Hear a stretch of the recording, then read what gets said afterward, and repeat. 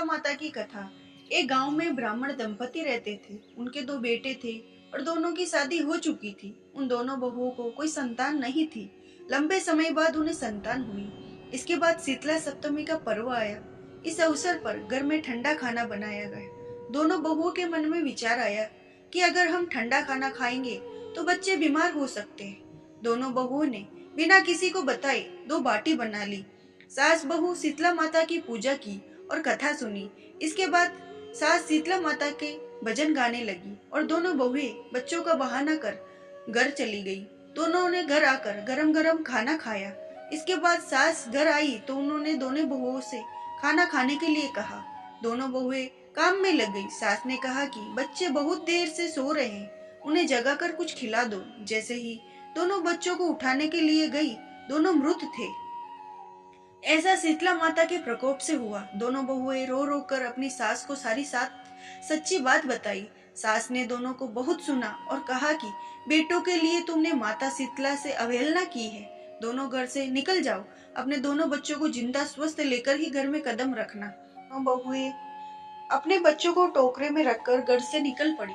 जाते जाते रास्ते में जीर्ण वृक्ष आया जो खेजड़ी का वृक्ष था। इसके नीचे दो बहनें बैठी थी जिनका नाम ओरी और शीतला था। दोनों के बालों में जूं थी। बहुत काफी थक भी गई थी। वह भी उस वृक्ष के नीचे बैठ गई। इसके बाद दोनों ने ओरी और शीतला के सिर से बहुत सारी जुएं निकाली।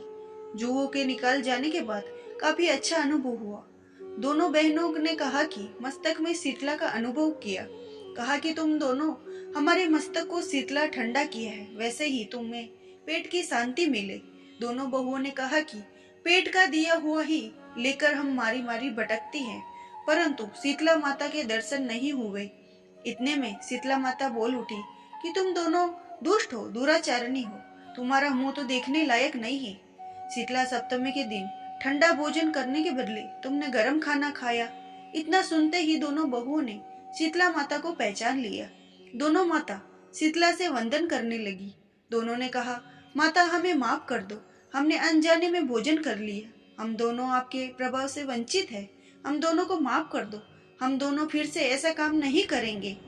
दोनों के बात सुनकर शीतला माता उन पर तरस आ गया और उन्होंने दोनों बच्चों को जिंदा कर दिया। इसके बाद दोनों बहुएं अपने बेटे को लेकर घर लौट आई और उन्होंने बताया कि उन्हें शीतला माता के दर्शन हुए थे। दोनों का धूमधाम से स्वागत करके गांव में प्रवेश करवाया। बहुओं ने कहा, हम गांव में शीतला माता के मंदिर का निर्माण करवाएंगे और चैत्र महीने में शीतला सप्तमी के दिन सिर्फ ठंडा खाना खाएंगे। शीतला माता ने बहुओं पर जैसी अपनी दृष्टि की वैसी कृपा माँ सब पर बनाए रखना। जय शीतला माता।